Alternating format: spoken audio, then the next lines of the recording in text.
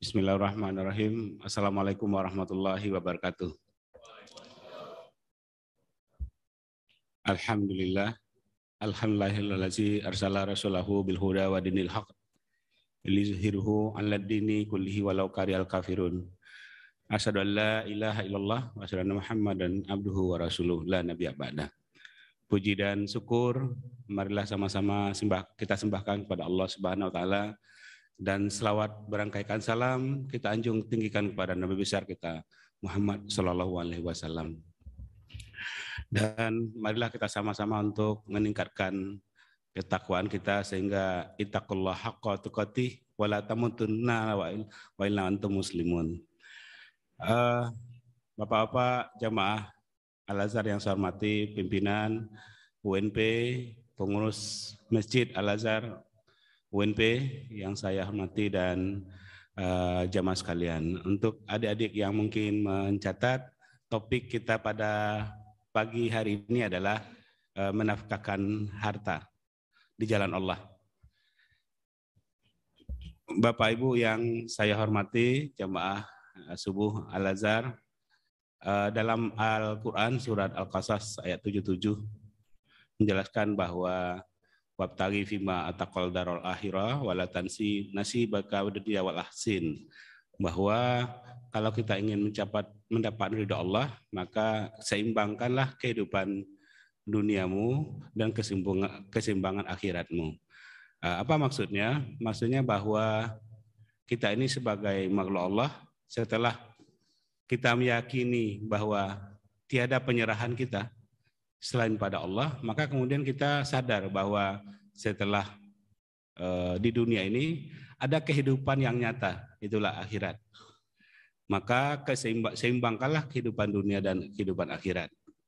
Dalam konteks ekonomi, karena saya ini dari Fakultas Ekonomi, terkadang dalam pemodelan ekonomi itu mengabaikan hal begitu. Nah, sering sekali dalam teori-teori perilaku konsumen selalu diilustrasikan bahwa manusia itu hanya punya dua pilihan, barang A dan barang B. Bagaimana utilitasnya? Nah, sementara sesungguhnya yang betul adalah barangnya itu atau logikanya itu adalah kita membahagiakan kodrat hewani kita atau kodrat ruhaniah kita. Nah, bahwa dalam diri kita ini ada dua potensi yang selalu berkiprah, kata Buya kita, yang selalu berdinamika, yaitu kodrat hewani kita dan kodrat ruhaniah kita. Lalu pertanyaannya, siapa yang kita bahagiakan dalam konteks itu? Apakah kodrat hewani kita atau kodrat ruhaniah kita? Banyak kalau dalam teori-teori ekonomi itu selalu membahagiakan jasad hewaninya. Barang A dengan barang B semakin banyak konsumsi suatu barang, maka semakin sejahtera. Semakin beragam yang kita konsumsi, maka semakin sejahtera. Coba Bapak Ibu lihat misalnya berpakaian. Tidak ada satu warna. Hitam, biru, putih. Itu artinya bahwa manusia itu semakin beragam, semakin bahagia. Atau semakin banyak, semakin bahagia. Tapi coba kita pikirkan apakah itu betul. Misalnya begini, kalau Bapak Ibu punya mobil 3, garasinya sedikit. Mobil 1 di dalam, 2, yang ketiganya di depan rumah. Kira-kira bahagia atau khawatir? Khawatir, digores orang lah, ya kan? Dicuri orang, khawatir. Kalau kita memiliki harta itu bukan kita semakin bahagia, tapi semakin khawatir. Coba. Maka kemudian Allah menganjurkan kepada kita ketika kita punya harta, dalam surat 200 Al-Baqarah 245 sampai seterusnya itu selalu mengilustrasikan bagaimana kita menafkahkan harta. Nah, misalnya Nabi kita juga menjelaskan bahwa harta yang kita miliki itu yang kemudian kategorinya nanti 3. Yang kita nikmati adalah yang kita gunakan utilitasnya. Yang kita gunakan manfaatnya. Kita konsumsi, itu 1. Yang kedua, kita nafkahkan di jalan Allah. Kita sedekah, kita wakaf, kita zakat. Dan yang ketiga, nanti akan kita turunkan ke orang lain. Mana yang kita pilih? 1, 2 untuk kita yang sudah kita nikmati, yang akan nanti bekal kita di kampung akhirat, dan yang ketiga akan kita warisi, yang kalau kita warisi dinikmati oleh orang lain. Bahwa ingat, nanti di akhirat pertanggungjawaban kita bukan bersama-sama, tapi sendiri-sendiri. Di hari akhirat nanti pada akhirnya kita mempertanggungjawabkan diri kita itu sendiri-sendiri. Kembali ke cerita ke ruhania dan hewani tadi. Ketika kita puasa ini, salah satu hikmah puasa itu adalah mencoba menurunkan kebahagiaan kodrat hewani itu.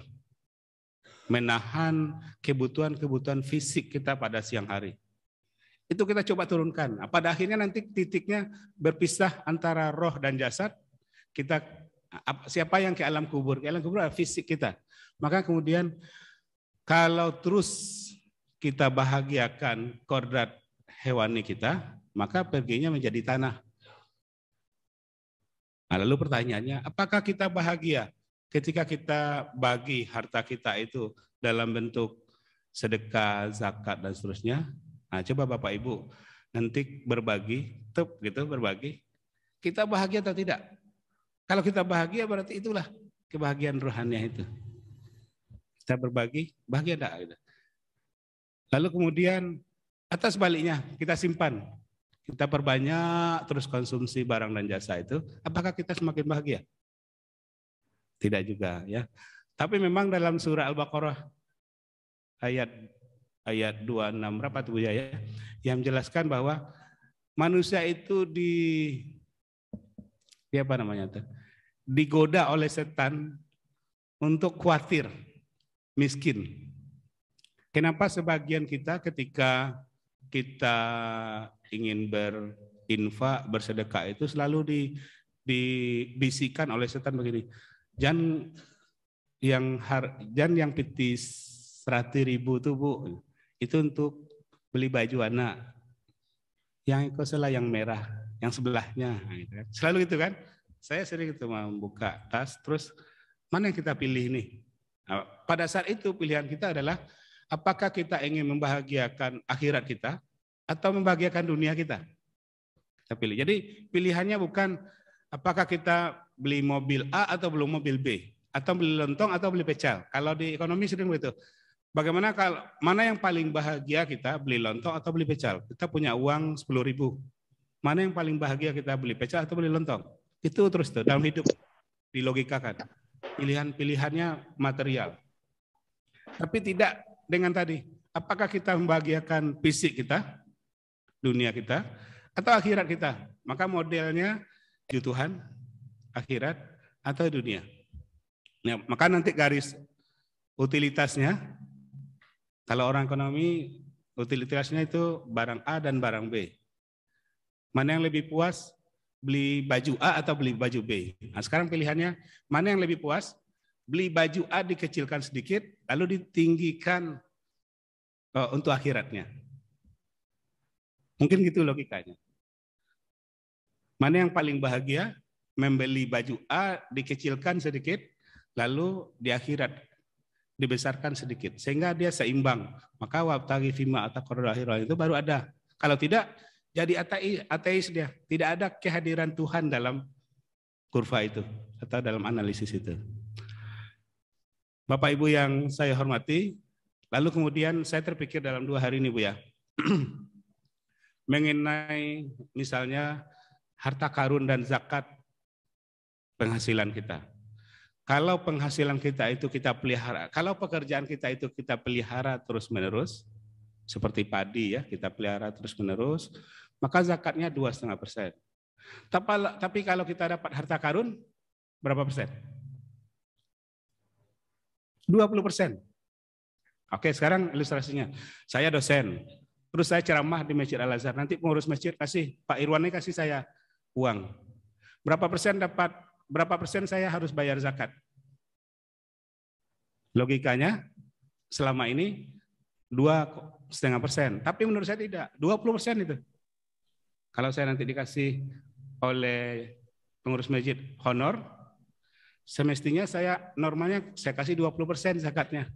Kenapa? Karena takarun. Tiba-tiba saja saya dikasih kesempatan untuk berceramah. Nah, gitu kan.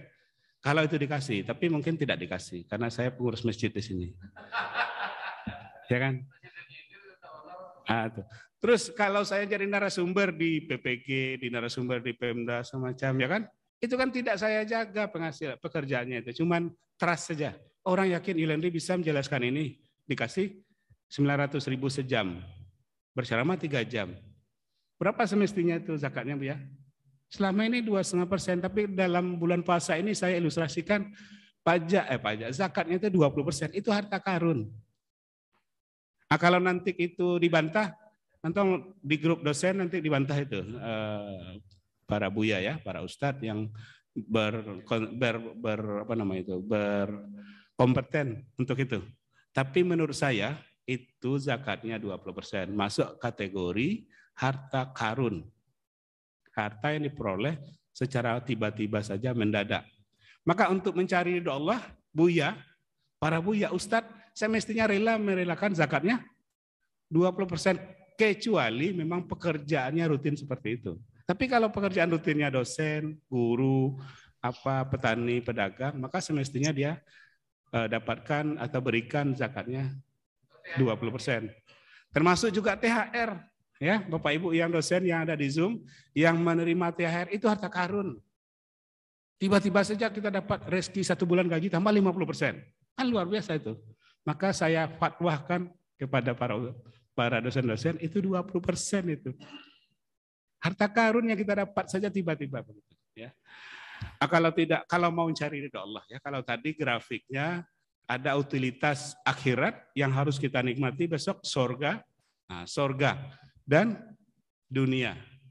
Kalau semestinya sorga dunia, wabtaghi wa darul akhirahnya bukan 20%, tapi 50%, ya. 50% untuk akhirat, 50%-nya untuk dunia. Maka yang di Zoom, Bapak Ibu yang ada di Zoom sekarang, tolong nanti THR-nya itu 50% dibagi ke orang kampung kita. Ya, sebagai zakat, sedekah dan seterusnya. Kalau enggak yakin juga itu sebagai zakat, sebagai sedekah, wakaf dan seterusnya. Nah, untuk apa saja menafkahkan membelanjakan harta kita di jalan Allah itu macam-macam. Ada sedekah, ada wakaf, itu ibadahnya. Kalau kita sebut hilang, ya, maka muncullah sifat ikhlas. Nah, kalau ikhlas itu pengertiannya secara harfiah, ikhlas itu ketika kita beri sesuatu, kita tidak ingin dapat pamrih dalam jangka pendek. Kita memberi sesuatu, tidak mendapatkan pamrih jangka pendek. Itu konsepnya. Misalnya, saya berceramah di sini, berharap nanti dapat promosi dari Pak Irwan. Nah, bukan begitu, itu jangka pendek. Tapi ikhlas itu adalah tidak memikirkan hal-hal yang bersifatnya jangka pendek dunia. Tapi apa tadi? Ridho Allah. Nah, jadi kira-kira itu topik kita pada hari ini. Saya mengajak kita untuk terus bertakwa, membahagiakan kodrat rohaniah kita, dan coba membuat sebuah keseimbangan dengan tidak hanya mempertimbangkan satu barang dibanding dengan barang yang lain. Tapi coba kita pertimbangkan satu kondisi dunia dan satu kondisi akhirat. Dan pada akhirnya nanti kita semua akan kembali kepadanya. Tidak ada yang abadi, dan pada akhirnya nanti berpisah antara ruhaniah kita dengan jasad kita. Dan pada akhirnya nanti kita akan mempertanggungjawabkan diri kita ke hadapan Allah. Mohon maaf apa yang saya sampaikan ini, nanti untuk lebih lanjut Bapak Ibu di Zoom, di grup dosen boleh membuka surat Al-Baqarah 245 sampai 268, bagaimana teknis kita, apa efeknya kalau kemudian kita tidak nafkahkan harta kita. Kalau selama ini kita mungkin mengandalkan asuransi untuk jaminan, tetapi dalam surat Al-Baqarah ayat itu juga dijelaskan bahwa kalau kita tidak menafkahkan harta kita di jalan Allah, maka dikasih kabar pertakut oleh Allah dengan cara kalau nanti dia terbakar, ladang korma kita maka habislah seluruhnya. Nah, sebelum dia terbakar, maka kemudian kita minta jaminan Allah dengan berzakat, bersedekah, dan berinfak. Mohon maaf apa yang sampaikan Bapak Ibu. Terima kasih. Semoga menginspirasi. Dan kalau belum terinspirasi, nanti baca surah Al-Baqarah mulai dari 245 dan seterusnya sampai 268. Itulah teknik-teknik bagaimana kita caranya menafkahkan harta kita. Terima kasih. Wallahu a'lam bishawab. Assalamualaikum warahmatullahi wabarakatuh.